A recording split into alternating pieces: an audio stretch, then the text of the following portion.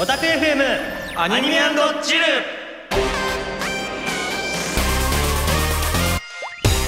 皆さんこんにちは。アニメオベイミーガチョウと三男レビアタン役の加田聡です。この番組はイケメン悪魔調教ゲームオベイミーや現在配信中のアニメオベイミーなどさまざまなオベイミープロジェクトの魅力をゲストと一緒に深く掘り下げていく番組です。そしてアニメと同時にスタートしたこの番組も本日12月31日大晦日に配信される今回の放送で一旦特切りとなります。ということでそんな特別な回を一緒に盛り上げてくれるのはこの方です。どうぞ。どうもディアボロ役の山本拓平です。いやまたその感じでいくんですか、すみさん。はい。吐いちゃうね、吐いちゃうね。めちゃくちゃ似てるやろ。そうやな、なんかクオリティがどんどん上がっていくなってめっ感じ。ちゃ練習したんや。めっちゃ練習したん。めっちゃなんやろうな、練習してあの方独特のなんかというかいやらしい感じ雰囲気というかな。いやらしい感じな。なあ、そうね。あんま言い過ぎたらあかんと思うんで、やっぱ君先輩やからあの方。そうやね言い過ぎてもよくない待て待てと思うけども。待て待て。ちょっとなんかごめん。俺2回喋ってる。ほんまやって2回分喋ってる。なちゃうわしや。いやこれも俺のマネやから。そうやね。すみさんほんまマネが似すぎてて、ちょっと本人がほんまにそろそろ嫉妬してくるレベルかもしれんから、代役できるし。嫉妬どころか聞いとるかな。ちょっとわざと臭い感じですね。すみさん、じゃあとりあえず一回ちゃんと挨拶してもらっていいですか。二重人格四男サタン役の住信也です。はい、よろしくお願いします。はい。まあね、今日もこの2人で頑張っていきたいと思うんですけども、頑張ります。なんなんすかマジで。なんなんすか。じゃあ一応自己紹介してもらっていいですか。じゃあ自己紹介させてもらいます。どうも皆さん、ラッドの生徒会長ディアボロ役の山本拓平です。はい。もう俺のマネと一緒やん。ほら全然盛り上がる。なんなんこう満を持して登場したというのに。いやちょっと2人の揃っての気持ち言わせていただくと、なんで来たんやろ。そう、なんで来たんや。急に来たから。羨ましかった。そう。先輩からのシンプルでそういう感情ぶつけられても困るわ。みんな頑張ってるな思ったら。そう。まあせっかく来ていただいたってこと、これサプライズですよね、完全に。いや、そういうことですよね。告知されてないですからね、拓平さん来るって全く。あ、そうなの？全く告知されてないですよ。あ、そうなの？だから皆さんマジでってなってます。マジですよ。僕ですよ。僕なんです。逆に言うとね、もう俺が何しに来たんって感じ。そうやな。ミーは何しにこの番組へ。ああ、そうね。ラジオしに来ちゃうね。すみくん、俺不安やね。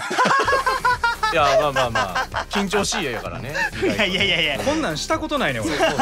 めっさ不安やね。大丈夫ですよ。俺が山本拓平の通訳としてしっかりとやらせていただきますんで。ごめん、ちゃんと伝わってんねんね。拓平さんが理解不能な言語を喋るわけでもないやろ。いやそんなことない。理解不能な言語喋る時あるから。お前そんなことないとか言うな、先輩やぞ。ご本人がそれちゃんと自覚してる。大丈夫、自覚あるよ。自覚あんのかい。あるから大丈夫。自覚ある。いやもう恐ろしいわ。もうこんな最終回に限って、最終回やで。最終回になんでこんなことにならないといけないのかということなんですけど。いや、君がしんみりするよりマシじゃないか。皆さんでね、そう頑張って盛り上がってね。オープニングの尺が決まっているんだ。もうすでにオープニングの尺を超えそうだ。いいやん、もうそんなのトークテーマも言ってない。いいやん、だって考えてみいや。なんや、せっかくさ来たんやから拓平が。そうね、拓平って言うな、拓平さんって言うね。もうでも大晦日やから夜通し取ったらええんちゃう。何言ってんすか。除夜の鐘鳴り終わるまでに終わったらええんちゃう。いや夜通し取る言うてもこれ収録や言うてんのに。あ、そうか大晦日って。そういう設定ではないんですよ。いやでもどうでした？拓平さん。進行した。ほんまにもう初めてね、今回アニメ撮ったわけじゃないですか。どんな気持ちでやってたの？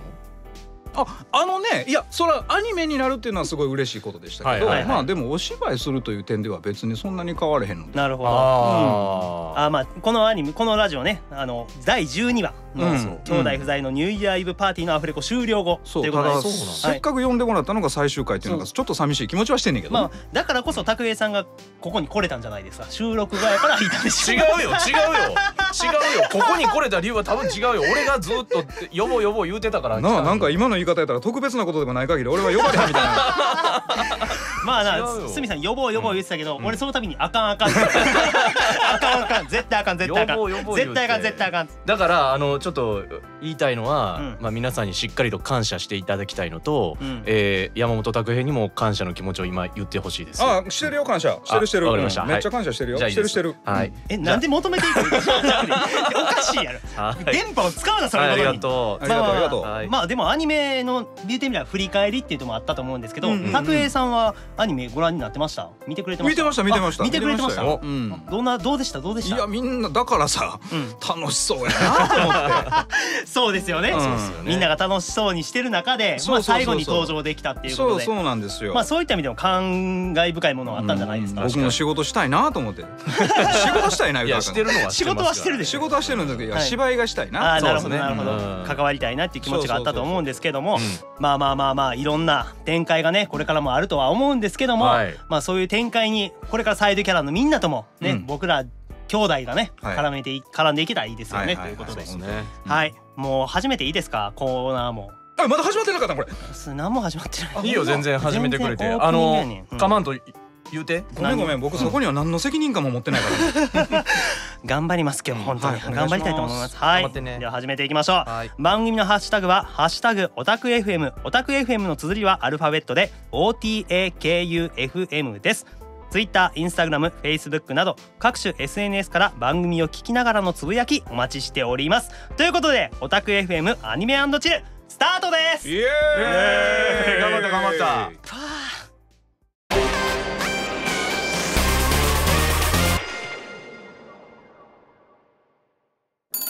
Tell me。なんでそんな拳聞かしてるやってみた。最終回やりたい方で。もうなんかこうタイトルコーナーで遊ぶっていうのがゲストの中で流行ってるみたいなんですけど、はい、こちらは留学生の皆さんから投稿していただいたいわゆる普通のお便りですね、こちらを紹介していくコーナーです。では早速すみさん紹介していきましょう。はい、わかりました。樫谷さん。はい、ありがとうございます。ありがとうございます。すみさん、加田さん、こんにちは。こんにちは。サタンの部屋は本だらけで足の踏み場もなく、サタン自身もよく押しつぶされていますよね。一方レビーは大量のアニメグッズを持っているであろうにもかかわらず、部屋が整理されているように思います。そうですね。本好きの私からすればサタンの本であふれ返った部屋は憧れなのですが、お二人はサタンの部屋のように雑然とした部屋とレビーの部屋のようによく整理された部屋のどちらがお好きですか？武井さんもゲームはプレイされてますよね。してます。だからサタンの部屋とレビーの部屋っていうのも想像つくと思うんですけども、雑然とした、サタンの本が積まれた部屋と、レビーの整頓されたような部屋、どっちが好きですか？人の部屋なんてね別にどっちが好きってこと、うちもねすごい本多いんですよ。ありそう。本も好きですもんね。正直ね本棚が足りないのでね、やがて雑然となる。なるほど。そうだから整頓はするけど雑然ともする。そうですよね。だからどっちも仕方がないのじゃないかな。電子書籍に移行したりはしない？せえへんね。やっぱ本の方、紙の本の方が。それはもう私昭和の人間なんで。だって江戸時代の本持ってんねん。和と字の本とかもあるからね。言語何個飛び越してですか？そう和と字の本は本棚に立てれないからね。背拍子がないから。そうですね。すみさんは？いや俺だって雑然としてるもん。そうやな。君はそうやな。俺はもう一緒やから、もうだからこれもね、だから好き嫌いとかじゃないのよ。そうね。なるほどね。なってんの。なってしまうんやな。ほんでもうそうなってしまったら受け入れるしかないのよ。でもさやっぱちょっとホテルに滞在とかあるやん。地方行ったりとかして、で毎日ちゃんと綺麗なお布団が用意されてるやん。あれ結構あれ苦手かも。自分が普段から使っているお布団。そうだから雑然とか好きなわけではないんやけど、自分の匂いがついたこのエリアっていうのかな。なるほど。なんかそこに愛着みたいなものは感じる。急に綺麗なところに行かされてもね、ちょっと落ち着かないっていうね。整頓を押し付けられてもちょっと嫌かもしれない。なるほど。俺そうやな。ホテルの部屋とか全然平気やから。いや僕も平気よ。嫌なんじゃないよ。ただ暮らせって言われたらちょっと無理かな。暮らせは厳しいですね。1週間とか暮らせは厳しいとか。でもできるだけ整理整頓するようには心がけてはいますけども、そうですね、できるだけね。はい、じゃあ続いてちょっと紹介したいと思います。海外の方からメッセージいただきました。サイレンライマさんからいただきました。ゲーム、アニメ、オタク FM に全力尽くしてくれてありがとうございます。皆様のおかげで人生のすべてが楽しくなりました。質問ですが、自分のキャラクターに対する印象と気持ちが最初に割り当てられた時と今では変わりましたかっていう質問ですね。素晴らしい質問ですよね。まあ自分のキャラクターに対する気持ちっていうのは、僕とすみさん結構オタク FM とかいろんなとこで喋らせていただいてるんですけども、拓平さんのってあんま聞いたことないんですけど。はい。いやでもね、それはこれはもう変わりますよ。変わる。最初になんか割り当てられたというか、配役された時はどういう印象でした？いやほらその時って、いやあんまりそんなん詳しく僕らの仕事の内容言うてもしゃあないけど、まあ絵を拝見するわけじゃない。そうですね。この人をやってくださいなわけじゃん。でそこから先入観で入るよね。でもやっていくと、だからこれものすごく美しい言い方をしてしまうけど、だから成長なのよね。美しいですね。なるほどね。そうキャラクターも育っていくし、でそれでほらだってやっぱり振る舞いも変わってくるから物語の中で。ほんならやっぱりこんな性格もあったのかってこっちも発見するし、だからそれは成長やし変化なのよ。成長ということは。そうですね。だから絶対変わんのよこれは。そうですね。もうみんな変わっていくもんですよね。そうみんな変わっていくもんです。そうだって僕ら自身もそうやからね。いやそれはそうですよ。日々違うからね。よかった拓平さんがまともなこと言って。でこういう話がじゃあねこういう話が飲みながらして30分ぐらい経ってくるとだんだん言葉がわけわからない。そうや。大体そうです。なんせ江戸時代の本とか読んでるから。自分で自分のこといじっていくやめよ。自分でいじっていくのやめなさいよ。全然。確かにそうかもしれん。引用する元がおかしい時あるから。そう。すみくんがもう嫌な感じになってくる。わかるかっていうことがわからんかったりするけど。わからんからもう。素晴らしい回答ですよね。これはもうすべてのキャラクター声優に当てはまることやと思うんですけど。当たり前のことというか普通のことというか。もうね尺過ぎてんのにもう一問言ってって。もう一問言ってって。じゃあもう一問もう一問って。まあ僕のとこは切り放題やからね。いやそんなわけない。切るが絶対切りなさい。はいじゃあ言いますね。どうぞ。お名前セイリンさんです。海外の方ですかね。はい。スミさんへ。なんだい？いや自分でさ自分のこと好きやな。受け答えしたくなるから。なるほどね。そう。笑かすのやめてくれる？書いてあるね。海外の方やろ。そう。お腹が痛くて字幕に集中できないです。嘘ジョークです。どっちこれどっち？いやだからジョークやねんな。私の質問です。サタンは猫と本が大好きですが、スミさんの大好きなものは2つは何ですかっていうことですね。サタンの猫と本に値するぐらいスミが好きなもの。そうやな。もう一つは僕やろ。俺わかるけどな。大体2つなんやろうな。いやもうすぐわかるよ。すぐわかるけどなんやろうな。ありえへんやんだってそんなん。だっていやもう一つはりんたろ飼ってるワンちゃんね。大好きやからもう一つはプラモデル。オッケー。なんで今俺もチラッと見た今チラッと拓平さんの方見て振るかなって思う。なんでチラッとこっち見たの。全然この声だけで伝われへんことをして遊ぶっていうこと。ほんまにこれラジオやからほんまに勘弁してほしいんやけどもほんまに。でもあれ完全に無音やったからな今。そう。放送時間7分やったら放送時間。もう拓平さんが僕やろって言った時にさ2人同時に無言になったらスンって無言になるから。そんなとこで編集点作られんねや。全部流されますよ。この番組のカットほぼないです。ないんで。意外と怖い番組やな。いや知ってます。この間すらちゃんと使ってる。全てですから本当に恐ろしい。どこをカットされるかわからないですから。はいということでお話が盛り上がってきたところでございますが、いやそうやもうこれ最終回やからお便り募集の文言ないんや。ほんまや。じゃあもう次俺が言わなあかん感じ。そうね。これかなって書いてるけど多分これスミさんが言ってや。わかった。はいじゃあこれで終わりですね。はいどうぞスミさん。はい以上 Tell me でした。なんてなんやろ。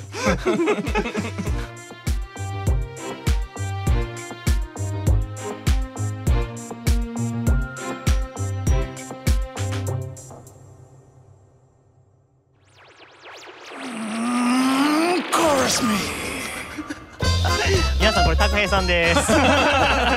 コーナータイトル初登場。いやこんなんやらせてもらえるの嬉しいわ。めっちゃ楽しいやん。ずっと聞いてきましたけど前にとかやった人は初めてです。一番遊んでるかもしれない。初めてやの。ありがとう。はい、まあ、このカーズミーというコーナー、こちらは留学生の皆さんにかかると地味に嫌な呪いを考えて投稿してもらうコーナーです。はい、では早速紹介していきましょう。はい、たくさんありますよ今回も。はい、いきますね。はい、お名前誠意さんからです。はい、はい、大切な日に全てを準備して早めに出かけたのに何かを忘れてしまったことに気づいて家に帰らなければならなかったという呪い。ああ、普通に嫌やなこれは。これ僕もうかかってるよ。いやもうかかってますよ。かかってる鍵閉めてから家に戻ること2回3回あるもん。2回3回もある。2回3回帰ったことあるもん。すごいですねそれは。もう逆にさ、もうこれ目的地について忘れたってなった方が嬉しいもん。逆にでも全てを準備して早めに出かけたのにっていうのはちょっと切ないんじゃないですか。いやほんまにそう。いやあるあるよ。ある。武井さん目が怖い。目が怖い。マジやからみたいな。準備万端なんて気持ちだけやで。気持ちだけなんよ。なんやねんお前ら二人ほんま。いやでもほんまに我ら舞台やる人間じゃないですか。舞台の日に全部用意して出てからひげ剃りだけ忘れてる日とかあるわめっちゃある。マジで地獄やもん。そうやなそうやな。でももう僕習慣になってるけど結局ほら舞台ってゲネプロの日って前にあったりするやん。そうですね。でその日に大体物足らんから本番には間に合うみたいな。なるほどね。もう開き直ってるんです。開き直ってるんですね。開き直ってるんですね。いや対応適応ちょっと待ってゲネプロってそのためにあるから。いやさ適応するんやったらないそのためにないねん。適応するんやったら最初から全部忘れへんようにこの前これ忘れたと思ってちゃんと入れなさいよ。だって問題があるかどうかをね確認するゲネプロやから。言うとくで忘れたもんが忘れもんやで。そうや。何言ってんすか。いや分からんけど。ごめんなさい。だから忘れ物は回避できないという話。そう。まあそうやな。でもあるから。そうね。まあゲネプロはさ舞台上のさ怪しいその前の段階ちゃうんかな忘れ物。ごめんちょっと俺哲学的なふりをしてしまったから加田君には難しかったかもしれない。そうかもしれない。ちょっと俺がアホやからみたいに締めんのやめてもらっていい。ふざけんなよ。そんな感じでまとめられたら。加田君ふざけんなよじゃない。僕先輩。僕先輩。ごめんなさい。口がちょっと過ぎるよ。過ぎる。加田君言ってる場合じゃない。そうです危なかった僕の前にもっと言うべき人間隣にいると思うんです。はいそれもねちゃんと考えていただきたいんですけど次行こうか。はいこれ多分武井さん嫌やと思いますよ。お名前渡目さんからいただきました。購入した本のカバーや帯が毎回微妙に折れ曲がってる呪い。それ嫌。これは嫌でしょ本好きにとっても。でもね僕結構ほら中古買うから中古っていうか古本。なるほどなるほど。だってそれは江戸時代のね本にね新品あるわけないからね。和とじの本に帯はついてないけどそれの新品やったらすごいですよね。タイムスリップしてるとしか思えないですからね。なんかでもそれはそれでね並べてみるとね意外と味やったりする。あれよ本棚を絵画として眺めたら壁紙として並べた時に結構味とか必要になってくるよ。そりゃそうよ。だから俺のプラモも一緒に棚に飾ってんのってそういうことやね。ちゃうわお前。ちゃうんすよ。いやなんかちょっとなんか収集癖のある人間としてはそういうの。さすみさん通訳すんやろ。何お前同調してんの。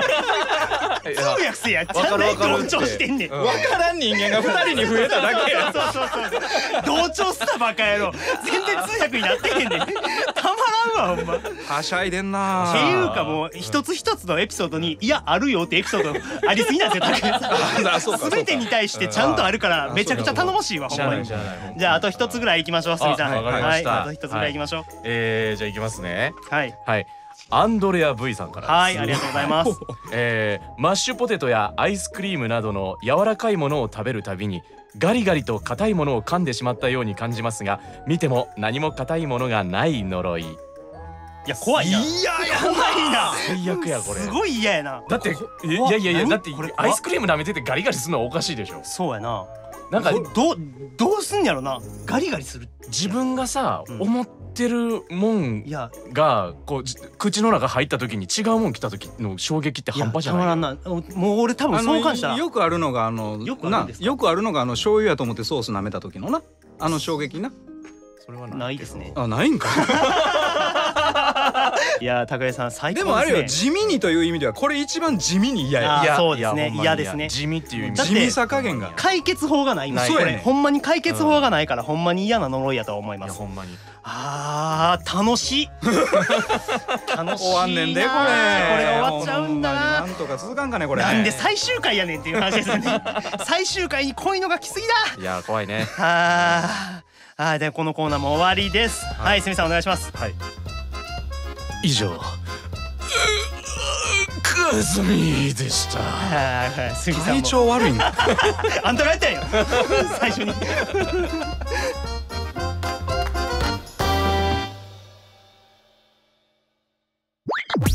リスミー。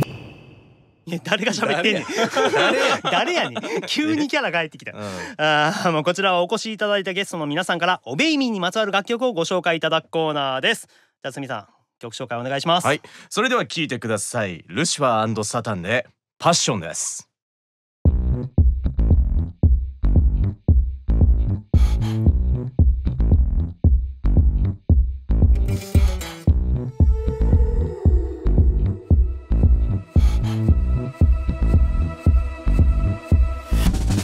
そんな瞳でこっちを見て一瞬で惑わせる曖昧な心の中本音を暴く。どの本にも載ってない君の見つめる先には何が映るだろう。 Please tell me 黙って聞いてやいい度胸だ。揺れる感情混じる愛憎笑顔の裏に秘めた君への思いを悟る。黙ってそばに来ればいい俺の邪魔は許さない。勝手に騒いでればいい結末は揺るがない。身を焦がすほどの恋ならば恥じらいを捨てて進め手繰り寄せたのが愛ならば呆れるくらいに叫べ。ジェラシーの炎に燃やされて行き場を失うハートたち手招くばかりじゃ物足りない。目と目の合図で導いてほしい。はい、こちらはルシファーとサタンによるユニット曲となっております。すみさんパッション歌ってみてどうでしたか？複雑な気持ちになったよね。複雑な気持ち。どういうことどういうこと？てっきりアスモといけると思ってたもんね。そうね、誰と歌うかっていうところでそうまあでもね、ただほんまにこの曲をまずデモで聴いたわけやん。はいあまりにかっこよすぎて鼻血出たわ心の中でな。心の中でやけど、まあ想像したら怖いもん。スミが曲聴いて鼻血ターって血が出だしたらちょっと怖い。ハマった曲があったらずっと一曲を聴き続けてんねんけど、そうやな。まさしくこれのデモがその一曲になってしまうから自分が歌ってる分じゃなくてデモがめちゃくちゃ良すぎるから、これ以上のものを自分たちが出せるのかっていうそういうプレッシャーは絶対あったよね。それさ単純に興味あんねんけど、そのスミ君がかっこええと思った時に自分とのギャップはなかったん？いやありますよそりゃ。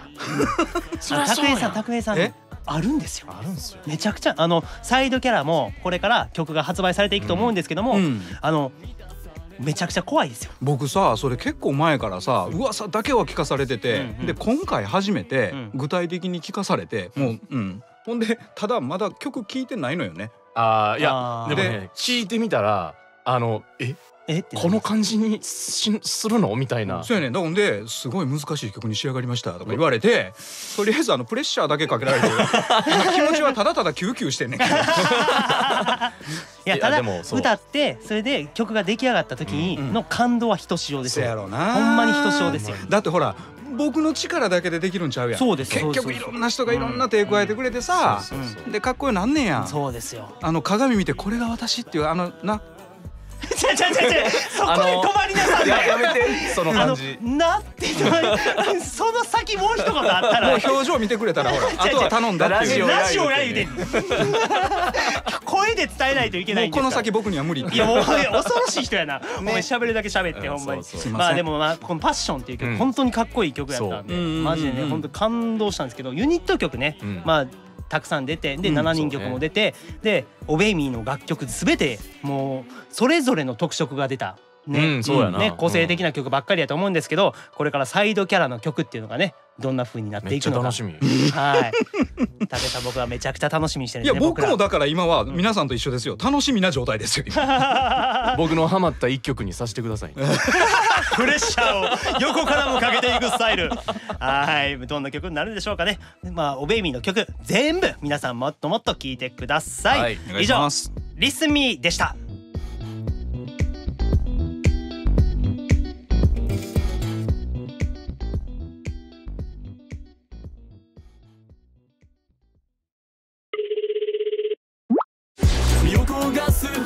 もしもし。いや、サタンだ。俺たち兄弟が歌った「オベイミーキャラクターソングプロジェクト」第1弾の CD はもう聴いてくれた？キャラクターソングの他にゲームのテーマソングやオーディオドラマ、君が眠れない時のために俺が人はなぜ眠れない時に羊を数えるのかを考察した音声特典も収録されてるよ。興味深くて逆に眠れなくなるかもしれないな。あとそれからオーディオドラマやデビルシープのシナリオは CD 内の QR コードからダウンロードもできるんだ。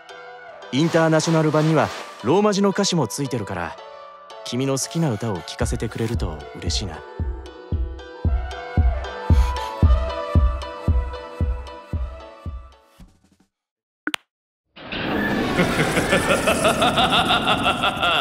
帰ってきた即興嘆きの館劇場。タイトルコール流すのやめてあのな、スッと始まりたいんやんか、笑い声長いわほんま。いやもう最後や思ってやりたい放題から出し惜しみのないように。まあこちらはオベイミーに登場するキャラクターたちがこんなシチュエーションに遭遇するのを見てみたいというアイデアを留学生の皆さんから投稿していただき、オリジナルストーリーを制作し、僕とゲストが読み合わせなしの即興劇として演じるコーナーですと。今回拓平さんはねほんまにマジの急遽サプライズなんで出ないんですよ。いやだからこれやりたかったのにさ。いや分かるんですよ。やりたい気持ちは全然あるんですけど、俺らがやってる隣におんのやめてもらっていい？めちゃくちゃ嫌。めちゃくちゃ嫌。何なんですか？急に演劇界の先輩の目になるからな。マジでそれがほんまに嫌。この一瞬でちょっとこのブースから出ていってもらっていいですか？このコーナーだけでいいから出ていってほしい。どうせオンエアは聞くんですからしっかり見せていただきますよ。じゃあ頑張りますかすみさん。はい、では早速始めていきましょう。今回のタイトルはこちら。サタン大丈夫？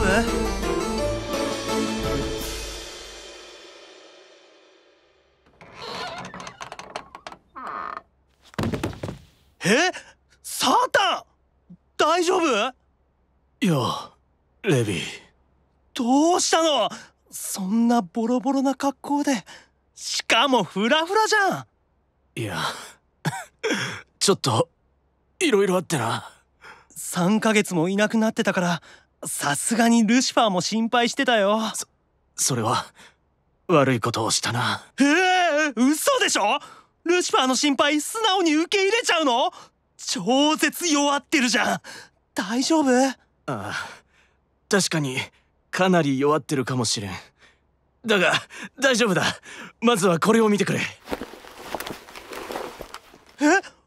これって地獄や大番堂ののれんじゃん。そうだ、修行してのれん分けしてもらってきた。本当だ。地獄や大番堂嘆きの館店って書いてある。なんで？なんではないだろう。忘れたのか。3ヶ月前にうっかりお前の大判焼きを食べたからだ。確かにいなくなる前、花リタンの相棒大判焼きの王ちゃんのスピンオフ相撲アニメ「大判焼き力士大集合ドスコイあんこ場所」と魔界の老舗和菓子屋地獄屋大判堂の初コラボ商品を食べちゃったよね。すまなかった。お前があそこまで逆上するとは正直驚いた。リタンを召喚して嘆きの館を水浸しにした挙句、まさか魔界を7日7番嵐にするとは。だってあれ数量限定即日完売の激レア商品だったんだよ。実際に大判焼きがアニメと同じように回し締めてて可愛かったのに。店に頼み込んだが追加では作ってもらえず、それでもと粘ったら修行して自分で作ればって言われてな。え、もしかしてそれで？あそこの店主がかなりの猛者でな、10年かかる修行を1月で頼むと言ったら恐ろしいほど厳しい修行を強いられた。見ろこの手。うわ、何これ、焼いたキャッチャーミットみたいじゃん。おかげで熱々の鉄板を素手でひっくり返せるようになった。大丈夫？大好きな本のページめくれる？でもいなかったの3ヶ月だよね。ああ、1ヶ月で大判焼きの作り方を習得しのれん分けしてもらったが、あの限定品は特別で魔界の中でも危険地帯とされるオーガヘッドの溶岩で焼いてるらしく、そこまで溶岩を取りに行くことになった。いや、地獄や大バンドアニメのコラボグッズにそこまでしてたの？あそこの店主は3代目だが筋金入りのオタクでな、念願の初コラボで力が入っていたらしい。しかし壮絶だったぞオーガヘッドは。足を見てくれ。うわー、くす足が厚底になってる。そして最も大変だったのは中のあんこだ。あんこに使う小豆だな。あのあんこは縁起物でな、運のいい奇跡の残り小豆だけで作っていたらしい。奇跡の残り小豆？頭にザルをくくりつけてそこに小豆を入れ100メートルの崖から飛び降りる。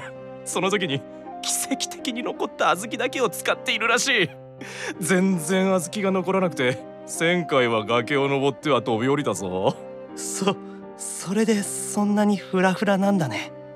ああ、というわけでだ、お前に渡したいものがある。これだ。うわ、本当にそのまんまだ。激レアコラボ大判焼きサタンバージョンだ。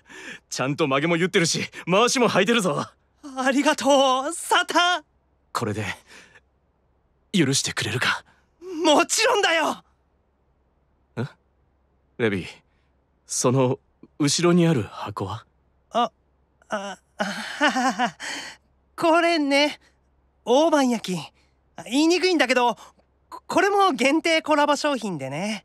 そうか。大判焼き野球アニメかっ飛ばせ大判焼きーズと地獄屋大判堂のコラボで。野球か。あれからその3ヶ月経ったからね、気持ちは嬉しいんだけど。なんだ、歯切れが悪いな。ごめんサタン。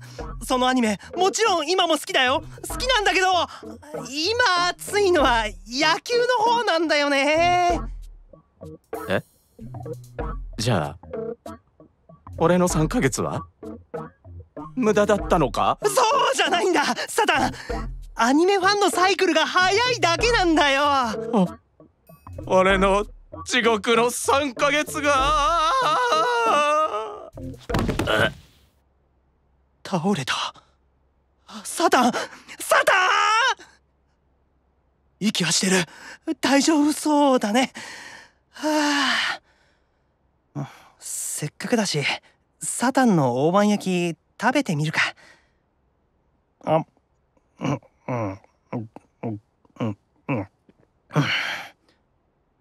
味普通。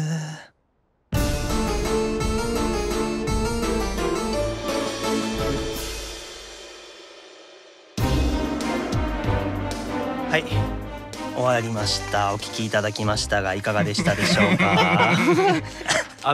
ねえ、じゃあ言っていいかな、岡田君。隣で笑ってくる。そうやね、俺も聞こえてん。隣でクスクスクスクス笑ってんの聞こえてん。ほんまな、だからさ、すみくん言ってたけど、なんなら俺出たらよかったわ。なんやねん、どういうことですか？笑いこらえんの。ああ、そうですね。ここのブースになったら声出しちゃダメですもんね、やっぱりね。そりゃそうでしょうよ。そりゃそうでしょう。でも出してましたからね。ちょっとめっちゃ我慢した。いやほんまにやで、ほんまにめっちゃ我慢して最終的にたどり着いた表情ちょっと見てくれる？いや、えぐいやろ。その表情後で写真撮ってツイッターに上げていいですか？ありますね。いいよ、もういいよ。えらい話、えらい顔しますけど。ひどいわ。いやほんま。もうそんなんやったらもう入ってきたらよかったやん。いやでもさ、いやさ、入るっていう選択肢はあったかもしれへんけど、さすがにね。いや単純にすごいね。どういうことですか？いや、ようできてるなと思って。ああ、それは普通に嬉しいですけど、まあ笑いこらえるってことは面白くて笑いそうになってたってことですよね。そう、いやもう本がまず良くてさ。そうですね、めちゃくちゃ面白い。これすげえ良かったよね。まあ今後拓平さんもこの嘆きの館劇場に参戦することがあるかもですよね。やりたいね。ね、そういうこと、そういう日が来るのを願っていますよ。いや本当にいやほんまにそうですよね。もういろんなパターンを僕らさせていただいたんですけども、毎回本当にね台本面白いですからね。これ結構だから役者としてはガチンコ勝負やもんね。ガチンコ勝負ですよ。だって読み合わせするなって言われてるんですよ。読み合わせほんまにしてないですから。だからお互いがお互い作ってきたものをここでぶつけ合うから、あそうくんねやみたいなぶつかり合いやから。これはなんかやってんな。次回はこの3人でやるのか。あのさ終わりや言うてんねん。終わりや言うてんのに外を見ながら言うなバカ野郎。そうアピールしていくな。偉い人にちゃんとアピールしていかんとな言うてな。はっきり言うで、俺この3人もう嫌やわ、しんどい。そうは言ってもな、求められたらやってくるんやろうな。これでも役者じゃない人たちもパーティーとかでやったらウケると楽しいと思う。まあ即興劇普通に面白いと思いますよ。だからね皆さんも機会があったらやってみてください。やってみて、楽しんでください。文字起こししてください。文字起こし。いやー楽しかった。はい、ありがとうございました。はい、すみさん。わかりました。はい。笑ってます。以上。笑ってます。帰ってきた即興嘆きの館劇場でした。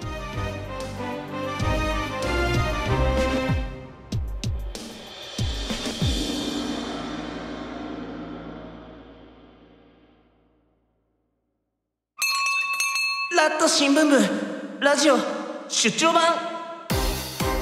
おお可愛らしい。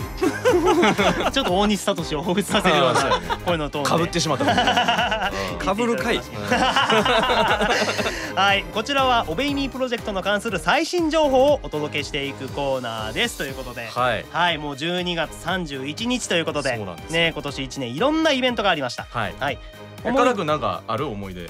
そうね、今ハロウィンとかもそうやし、まあなんかレビがね講習で来るようなものは僕ほんまに頑張ったりとかいろいろしたんで、まあハロウィンの衣装とかめちゃくちゃ可愛かったなっていう印象が残ってますけど、角信也さんはどうですか？いや俺でもね拓平さんと一緒に撮ったフルボイス、でも初めて、まあだから拓平さんやけど、まあ俺らはもともと知り合いやけどさ、初めて俺はサイドキャラと関わったわけ。そうやな。そうだから今まではほんまにメインというかまあ7兄弟としか喋ってなかったのが初めてだからディアボロのことも知ってるし、もちろんゲームやってるから分かるけど、でもああなるほどこの感じで来るんや。ああなるほど。そういや一応掛け合いにはなってんのよ。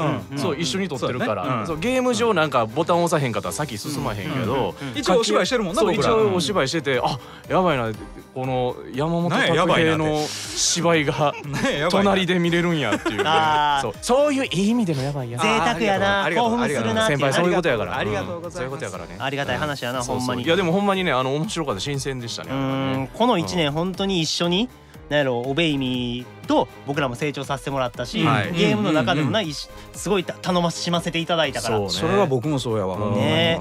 だから来年以降もねどんどんいろんなものを。いやだからさ僕ほら生徒会長やってきたけどさ、いまいちまだ生徒会長のこう自覚はないわけよ。拓平さんがやってるんじゃないよ。ディアボロが生徒会長だからそんなあぐらかいて僕生徒会長がやってきたけど、いや拓平さんに生徒会長は無理。崩壊するわ。だからやってるのはディアボロやから。ディアボロがね。だからなんかやっぱこの先の展開ちゃんと7兄弟とももっと絡んでなんか祈りたいね。その先の展開をね。まあ来年どうなるかわからないですけどもね、いろんな展開が待ってることでしょう。ねイベントもたくさん開催されると思います。ねこのハッピーデビューデー2021ねもう少しでね終了ということで。開催中の抜き打ちテストはねもう少しで終了ということなので、最後まで楽しんでいただけると嬉しいですと。そしてですね、さらに年が明けたらすぐにハッピーニューイヤーログインボーナスと初売りセールが始まりますので、こちらもお楽しみにしてください。はいありがとうございます。いずれも詳細につきましては公式ツイッターなどでご確認ください。はい、それでは以上ラット新聞部ラジオ出張版でした。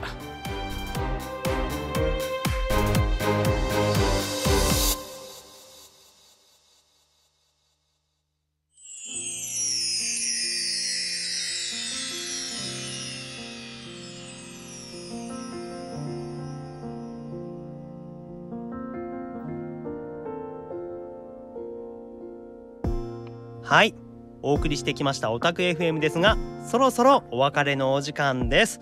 すみさん、拓平さん、本日はいかがでしたでしょうか？寂しい寂しい。うわ、やりきれよ。なんでやりきった顔してるんですか？ちょっと合ってなかったし、2人とも打ち合わせ不足でした。でもほんまに見切り発車が過ぎるんだ。いやでもなんか僕が寂しいとかいうのちょっとおこがましいわ。なんかお二人をおこがましいとかいう言い方しないでくださいよ。でももっとやりたかったですね。だってこの短い時間やったけども楽しいって思ってくれたから、めっちゃ楽しかったよ。だから寂しいって思っていただけるんでしょ。僕全然時間空いてるよこの後も。いやもういいです。はい、そうエンディングです。はい。まあでもすみさんがさっき新聞部で、うん、ハッピーニューイヤーログインボーナスうん初売りセールって言ってたやんか、ね、これさ俺思い出してんけど、前回、まあ、このアニメ&チルじゃない、レビアタン先生のオタク FM、あれの第1回の配信で1月1日なんですよ。でその時にハッピーニューイヤーログインボーナスとかそういう風に言ってたんですよ。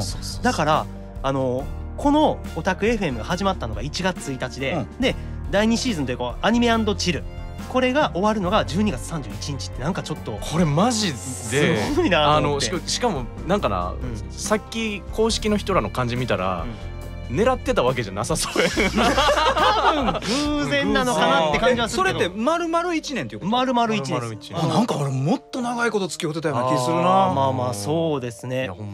僕オタク FM に始まりオタク FM で終わる1年。いやほんまやな、ほんまにほんまやな、始まって終わんの？そう、そんな感じが。いやでも加田くんはいいなんか現場というかいい仕事持てたよね。なんか誇れるよねこれはね。誇れますよ。でもそれは僕だけじゃないと思いますよ。いやいややっぱりね加田くんがいないと。やからな。急に持ち上げられても困ります。対応が難しいです。本気出てね。怖いです。パーカーの日もイジイジしますほんま。いやでももう僕はちょっとねもう今回初めてなんですけど、でも僕はそう思いましたよ。ありがとうございます。まあこれ全12回ですからアニメ&チルは、まあ今回の放送で一旦一区切りということになりますのでね、アニメと一緒に応援していただいた留学生の皆さん本当にありがとうございましたと。ありがとうございました。ね本当にもう第1回から考えると感慨深いものがあるんですけどね、もうずっとアニメと一緒に並行してねこれやらせていただいたんですけども、まあその度になんかゲストの兄弟たちがみんな個性的やから、あごめんな俺ら薄くて、はいごめんな静かめではっきり言ってあげましょうか。ごめんね。いや静かに言うな。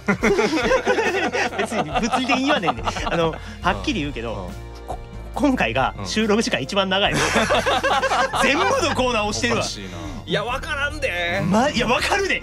やってるで。いや回してる時間長いけど、もう僕こんなんやからバッサリ行かれてる可能性あるからね。じゃあ言ってきます。カットはされてるかもしれないですけど、収録時間は一番長いから。収録時間は長い。収録時間は確実に長いですけど、それが実際配信見たら20分とかなってたらめっちゃ面白いですけどね。僕ほんまにこの後時間空いてるで全然。打足なんですよね。これ以上は望まれてない。きっと打足になってしまう。そうでっか。今度それを喋るのはまたこのね始まった時にちゃんとゲスト来ていただいてねたっぷり喋っていただきたいと思います。それが皆さんのご希望次第です。ご希望次第です。ご希望次第です。まあねまたね聞きたいって思われた方がいればぜひ感想と一緒にね復活してくださいっていうの意見もね書いていただきたいと思います。SNS とかね感想なんかも書いてください。さあ終わりますか。終われるぞ。もう何か言い残したことはないですか。せっかくやから言ってくださいよ。寂しい。はい。それやったら終わるわ。それやったら終わるわ。はい。じゃあ終わりましょう。はいということでオタク FM アニメ&チル本当にありがとうございました。ここまでのお相手はレビアタン役の加田聡とサタン役の住俊也とディアボロ役の山本拓平でした。それではまた会う日まで。またねー。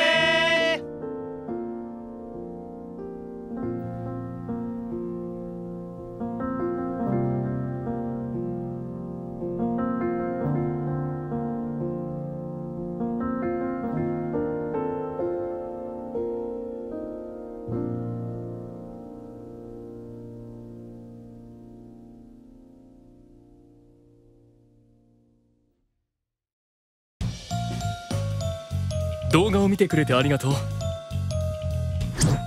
もっと俺たちのことが知りたくなったらアクゾン VIP メンバーシップをチェックしろよ。オタク FM やオベイミーボーイズ関連の未公開シーンなどなど VIP メンバーだけのコンテンツで魔界のオタ活がさらにはかどる。アニメシリーズを誰よりも早く見られるのも VIP メンバーの特権だぞ。他にもゲームが快適に遊べる特典がいっぱい。アプリインストール方法やアクゾン VIP メンバーシップの詳細は概要欄を見てほしい。イケメン悪魔調教ゲームオベイミー、これからもよろしくね。